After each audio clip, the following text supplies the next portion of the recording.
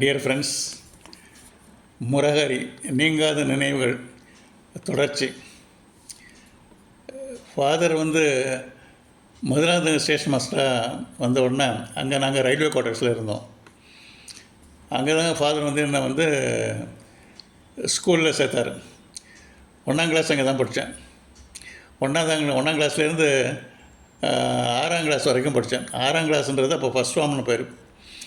1ஆம் கிளாஸ்லேருந்து 5ஆம் கிளாஸ் வரைக்கும். அதுக்கப்புறம் first form, second form, third form, fourth form, fifth form, 6th ஃபார்ம்ன்றது எஸ்எஸ்எல்சி. அதுதான் ஸ்கூல் ஃபைனல். அங்கே 1ஆம் கிளாஸில் சேர்த்து விட்டார் ஃபாதர். 1ஆம் கிளாஸில் சேர்ந்த உடனே 1ஆம் கிளாஸ் முடிஞ்சது, எக்ஸாமெல்லாம் முடிஞ்சது, திருப்பி ஆனுவல் லீவெல்லாம் விட்டாச்சு. திருப்பி அடுத்த கிளாஸுக்கு போனோம். அடுத்த கிளாஸில் 3ஆம் கிளாஸில் கொண்டு போய் உட்கார வச்சுட்டாங்க. என்ன 3ஆம் கிளாஸில் 2ஆம் கிளாஸில் படிக்கல அப்படின்ச்சா கேட்டால் உனக்கு டபுள் ப்ரொமோஷன் கொடுத்துருக்காங்க அப்படின்னாங்க. அப்பா கிட்டே கேட்டேன், ஆமாம் உனக்கு டபுள் ப்ரொமோஷன் கொடுத்துருக்காங்க, நீ 3ஆம் கிளாஸில் தான் உட்காந்துக்கணும் அப்படின்னாரு. எதுக்காக டபுள் ப்ரொமோஷனு, என்ன நான் படித்தேன், என்ன சமாரம் எனக்கு ஒன்றுமே புரியல. என்னமோ ஒரு வருஷம் முன்னாடியே வந்துட்டேன். 4ஆம் கிளாஸ், 5ஆம் கிளாஸ், 6ஆம் கிளாஸ். நான் 5ஆம் கிளாஸ் வரைக்கும் ஒரு தனி ஸ்கூலு, மெயின் ஸ்கூலை ஒட்டினாப்படியே தனி பில்டிங் இது. அப்புறம் ஃபஸ்ட் ஃபார்ம், 6ஆம் கிளாஸ் ஃபஸ்ட் ஃபார்ம். ஃபஸ்ட் ஃபார்ம்ன்றது தனி பில்டிங், மெயின் பில்டிங் அது. அந்த ஸ்கூல் பேர் Hindu high school, Madurantakam Hindu high school. அவர் ஹெட்மாஸ்டர் பேர் ராஜாராமையர், அதான் ஞாபகம் இருக்குது. ராஜாராமையர் ஹெட்மாஸ்டர். அது ஃபஸ்ட் ஃபார்ம் அங்கே படித்தேன். ஃபஸ்ட் ஃபார்ம் வரைக்கும் அங்கே நான் படித்தேன். இப்போ நாங்கள் படிச்சுட்டு இருந்தப்போ எங்கள் அப்பா என்ன பண்ணார், சித்தப்பாவை கூப்பிட்டு திருவாரூர்லேருந்து கூப்பிட்டு இங்கே எங்களுடைய தங்க வச்சு சித்தப்பாவும் இங்கே ஸ்கூலில் சேர்த்து விட்டார். நான் 5th ஸ்டாண்டர்ட் படிச்சுட்டு இருக்கிறப்போ, 5ஆம் கிளாஸ் படிச்சுருந்தப்போ சித்தப்பா 5th ஃபார்ம் படிச்சுட்டு இருந்தார். 5th ஃபார்ம், 6th ஃபார்ம் ரெண்டுமே அங்கே தான் படித்தார் சித்தப்பா.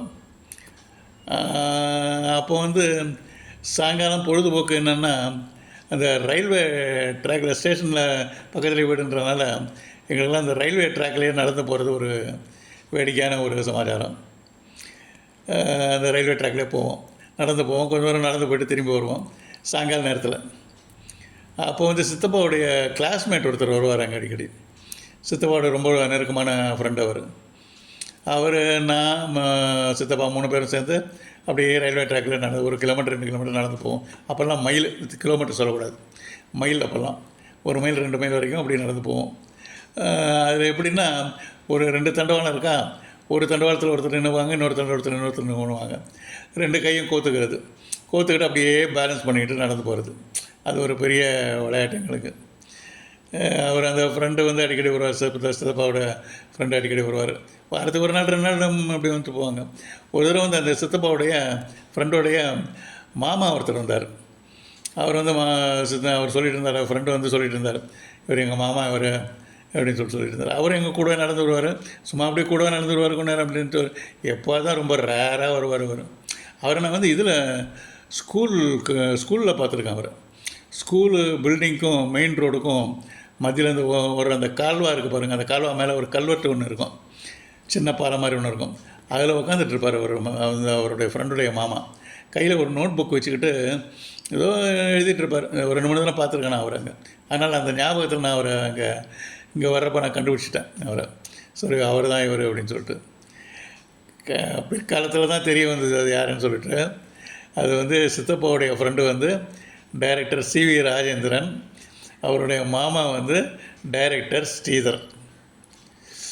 அதெல்லாம் பெரிய சமாச்சாரம். இதெல்லாம்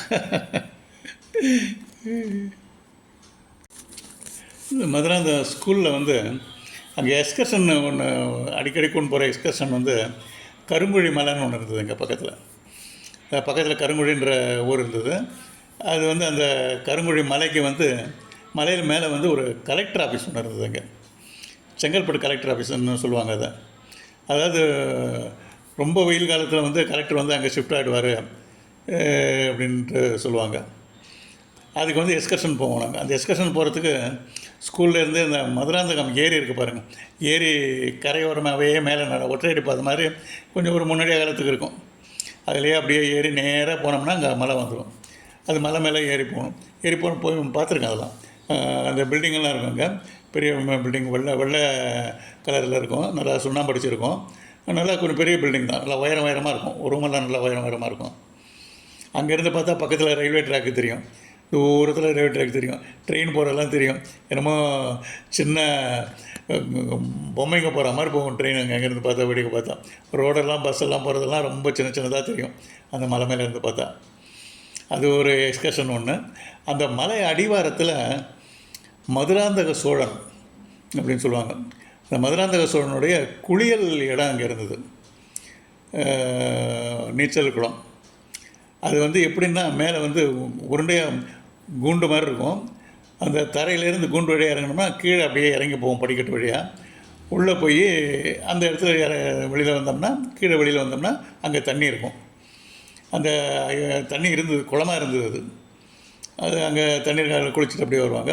அதே மாதிரி ராஜாவுக்கு ஒரு இடம் குளிக்கிற இடம், அது பக்கத்துலேயே கொஞ்சம் தூரத்தில் இதே மாதிரி கூண்டு மாதிரி உள்ளே இறங்கினா ராணி குளிக்கிற இடமா சொல்லுவாங்க. அது மாதிரி மதுராந்தக சோழன் உபயோகப்படுத்தின இடம் இது அப்படின்னு சொல்லுவாங்க. அது ஒரு எக்ஸ்கர்ஷன் நாங்கள் அடிக்கடி போயிட்டு வருவோம். அப்போ வந்து மதுராந்தகத்தில் வந்து சினிமா தேட்டர் கிடையாது. நாங்கள் போன புதுசில் சினிமா தேட்டர் கிடையாது, எல்லாம் டூரிங் டாக்கீஸ் தான் இருக்கும். கருங்குழி ஸ்டேஷன், கருங்குழி மெயின் ரோட்டில் வந்து போகிற வழியில் மெயின் ரோட்லேயே அங்கே ஒரு டூரிங் டாக்கீஸ் ஒன்று இருந்தது. அங்கே தான் நானும் எங்கள் பாட்டியும் போய் பவளக்கொடி ஒரு சினிமா, எம்கே தியாகராஜர் ஆக்ட் பண்ணது, பவளக்கொடி சினிமா பார்த்துட்டு வந்தோம். அப்புறம் கொஞ்ச நாளில் நான் படிச்சுட்டு இருக்கிறப்பே எங்கள் ஸ்கூலை தாண்டி மெயின் ரோடுக்கும் ஸ்கூலுக்கும் மத்தியில் ஒரு சினிமா தியேட்டர் ஒன்று கட்டினாங்க. கனகம் டாக்கீஸ்னு பேர் அதுக்கு, கனகம் டாக்கீஸ். அங்கே தான் ஏழை படும்பாடு ரிலீஸ் ஆச்சு. நான் அதை பார்த்ததுங்க, ரிலீஸ் ஆச்சானு தெரியாது. மணமகள் சினிமா, என்எஸ்கே நடித்தது, இந்த படங்கள்லாம் நாங்கள் பார்த்தோம். இந்த ஏழை படும்பாடு படம் தான் பிற்காலத்தில் சிவாஜி கணேசன் ஆக்ட் பண்ண ஞான ஒளின்னு வந்தது. அந்த அப்போ வந்து நாகையா, வி நாகையா ஆக்ட் பண்ணியிருந்தார். Sivaji Ganesan role V Nagaiah, major சுந்தரராஜனுடைய ரோல், இன்ஸ்பெக்டர் ரோல் வந்து ஜாவர் சீதாராமன் ஆக்ட் பண்ணியிருந்தாங்க. இந்த மதுராந்தகம் ஸ்டேஷனில் இப்போவும் நான் நினச்சி பார்க்குறது ரொம்ப வியப்பான சமாச்சாரம். இந்த கைகாட்டி இறக்குறது, ரயில்வே ட்ராக்கில் வந்து ட்ரெயின் வர்றதுக்காக கைகாட்டி இறக்குறது. கைகாட்டி நேராக ஸ்ட்ரெயிட்டாக ஹாரிசாண்டலாக இருக்கும். இங்கே வந்து ஸ்டேஷன் பக்கத்துலேயே ஒரு கேபின் ஒன்று இருக்கும், அது பாயிண்ட்ஸ் கேபின்னு பேர் அதுக்கு. அந்த பாயிண்ட்லேருந்து பாயிண்ட்ஸ் மேன்னு பேர். அவங்க போய் நேராக போய் அந்த கைகாட்டி இறக்குறதுக்கு அந்த ஒரு பாயிண்ட் ஒன்று இருக்கும், அந்த கியர் பாயிண்ட் மாதிரி ஒன்று இருக்கும். அந்த கீரை இழுத்து போட்டாங்கன்னா அங்கே வந்து கைகாட்டி இறங்கிடும். அதை திருப்பி ரிலீஸ் பண்ணி விட்டாங்கன்னா திருப்பி கைகாட்டியை வந்து ஹாரிசாண்டல் பொசிஷனுக்கு வந்துடும். இதை வந்து எங்கேருந்து எவ்வளோ தூரம் ஆப்ரேட் பண்ணியிருக்காங்க. கிட்டத்தட்ட வந்து ஸ்டேஷன்லேருந்து அந்த கைகாட்டி மரம் வந்து கிட்டத்தட்ட ஒரு மைல் 1.5 மைல் தூரத்தில் இருக்கும். அது அங்கேருந்து ஒரு ஒயர்கள் இணைத்து, இரும்பு ஒயர்களை இணைத்து, அந்த கைகாட்டி மரத்தில் இணைத்து அதை கீழே கொண்டாந்து அந்த தரையில் அதை வந்து போகிறதுக்காக சக்கரமெல்லாம் போட்ட ஒரு ஃப்ரேமில் அதை ஜாயின் பண்ணி, அது அப்படியே அந்த ஃப்ரேம் வந்து அந்த இரும்பு கம்பிகள்லாம் நேராக இங்கே வந்து இந்த ஸ்டேஷன்கிட்ட வந்து திருப்பி இந்த கேபின் ரூம்குள்ளே வரும். வந்து இந்த கீரில் வந்து ஜாயின் ஆகிருக்கும். அதை வந்து இழுத்து போட்டால் இறங்குனா ட்ரெயின் உள்ளே வரலான்னு அர்த்தம். திருப்பி ரிலீஸ் பண்ணிட்டாங்கன்னா நார்மலாக ஹாரிசாண்டலாக இருக்கும். ஹாரிசாண்டலாக இருந்தால் ட்ரெயின் வரக்கூடாது. அது வந்து அது டிரைவர்களுக்கு தெரிஞ்ச சிக்னல். அது இரவு நேரத்தில் என்ன பண்ணுவாங்க, கெரசின் லைட்ஸை வந்து தொடச்சி இங்கேருந்து டெய்லி துடைப்பாங்க அந்த கெரசின் லைட்டை. அதுக்குன்னு தனியாக ஒரு ஸ்பெஷல் லைட் ஒன்று இருந்தது. இந்த வண்டிக்காரங்களாம் அந்த காலத்தில் எடுத்து போவாங்களே, அந்த வண்டி அந்த மாதிரி ஒரு இருக்கும் லைட்டு, ஹரிக்கன் லைட்டு அந்த மாதிரி இருக்கும். அதில் வந்து நல்லா தொடச்சி சுத்தமாக தொடச்சி அதில் ஒரு லென்ஸு ஒன்று இருக்கும், பவர்ஃபுல் லென்ஸ் ஒன்று இருக்கும். அதெல்லாம் தொடச்சி எடுத்துகிட்டு போவாங்க. அப்படியே எடுத்துகிட்டு போயிட்டு அந்த ஒவ்வொரு கைகாட்டிலையும் ஒரு விளக்கை பொறுத்துடுவாங்க. அந்த விளக்கை எடுத்துகிட்டு போயிட்டு அந்த கைகாட்டியில் ஃபிக்ஸ் பண்ணுவாங்க. அந்த கைகாட்டி மேலே ஏறுறதுக்கு ஏணி மாதிரிலாம் இருக்கும். அந்த ஏணியில் கொண்டு போய் ஃபிக்ஸ் பண்ணிட்டாங்கன்னா அது கைகாட்டி வந்து ஹாரிசாண்டலில் இருக்கிறப்போ அது டேஞ்சரில் எரியும். டேஞ்சர் லைட் இருக்கும் அதில். அதாவது அந்த கிளாஸில் கைகாட்டிலே இருக்கிற கிளாஸில் சிகப்பு கிளாஸும் பச்சை கிளாஸும் இருக்கும். இது வந்து கைகாட்டி வந்து நேராக இருக்கிறப்போ இந்த விளக்கு வந்து டேஞ்சராக இருக்கும். கைகாட்டி இறக்கியாச்சுன்னா அந்த க்ரீன் கிளாஸ் வந்து இந்த லைட்டுக்கு நேராக வந்துடும். அப்போ வந்து பச்சை தெரியும். அதனால் தூரத்துலேருந்து வரவங்களுக்கு சிக்னல், டிரைவருக்கு வந்து சிக்னல் பச்சை விழுந்தனால டக்கு நேராக வந்துடுவார், உள்ள வந்துடுவார். அதே சிகப்பாக இருந்ததுன்னா உள்ளே வர மாட்டார். அந்த சிக்னல் பச்சை போடுற வரைக்கும் காத்துட்ருப்பார். அப்புறம் தான் உள்ளே வருவார். இதெல்லாம் அப்போ பெரிய சமாதானம். எவ்வளோ தூரம் வந்து ஆப்ரேட் பண்ணுறது. அதுவும் ஒரு பாயிண்ட் இங்கே சும்மா இப்படி இழுத்து விட்டோம்னா அது வந்து அங்கே கை காட்டி இறங்குறது, ஒரு ரிலீஸ் பண்ணோம்னா திருப்பி கை காட்டி ஏறுறது, அதில் சிகப்பு லைட்டு பச்சை லைட்டு எல்லாம் பெரிய சமாச்சாரம். அதெல்லாம் ரொம்ப பார்த்து இப்போ கூட நினச்சி ரொம்ப ஆச்சரியப்பட்டு போகிறேன். நான் மதுராந்தகத்தில் 2 பிளாட்ஃபார்ம் உண்டு. சாரி 3 பிளாட்ஃபார்ம் உண்டு. 2 பிளாட்ஃபார்ம் வந்து பிளாட்ஃபார்ம் பயணிகள் வந்து இறங்குறதுக்கு 2 பிளாட்ஃபார்மு. இன்னொரு பிளாட்ஃபார்ம் வந்து குட்ஸு எல்லாம் கொண்டு வந்து இறக்குறதுக்கு. அந்த அங்கே என்னென்ன புக் பண்ணிட்டு மதுராந்தகத்தில் டெலிவரி பண்ணுறதோ இல்லை மதுராந்தகத்தை ஏற்றி விட்றதோ அந்த மாதிரி அதுக்கு ஒரு தனியாக பெரிய பிளாட்ஃபார்ம் ஒன்று இருந்தது. குட் ஷெட்டுன்னு ஒன்று, பெரிய குட் ஷெட் ஒன்று இருந்தது அங்கே. ஷெட்டு, அந்த ஷெட்டில் நிறைய பொருட்கள் அடுக்கி வச்சுக்கலாம். இப்போ வந்து இப்பொழுது 2 வண்டிகள் வந்து அங்கே சந்திக்கிற நிலைமை வந்ததுன்னா ஒரு பேசஞ்சர் ட்ரெயின் சொல்கிறேன், பேசஞ்சர் ட்ரெயினை ஒரு பிளாட்ஃபார்ம் வாங்கிக்குவாங்க. வாங்கிட்டு அப்புறம் இன்னொரு ட்ரெயினை வந்து இன்னொரு பிளாட்ஃபார்மில் வாங்கிக்குவாங்க, அடுத்த பிளாட்ஃபார்மில் வாங்கிக்குவாங்க. அந்த மாதிரி பிளாட்ஃபார்ம் வந்து போடுறப்ப தான் இந்த கைகாட்டிகள் உதவும். டேஞ்சராக இருந்தால் வராது, வண்டிங்க நிற்குவாங்க.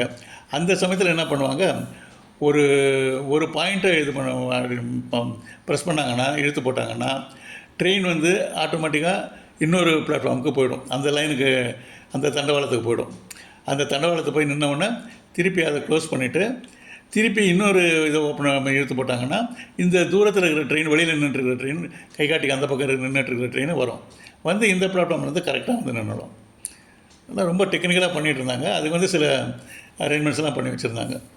அதில் இன்டர்லாக்கிங் அரேஞ்ச்மெண்ட்லாம் பண்ணி வச்சுருந்தாங்க. இந்த கையில் வந்து சாவி கொடுக்குறது, ரவுண்டாக சாவி இருக்கும், அந்த சாவி கொடுக்குறது, அதெல்லாம் எல்லாமே அந்த இன்டர்லாக்கிங் சிஸ்டம்லாம் இருந்தது. Okay friends, thank you very much.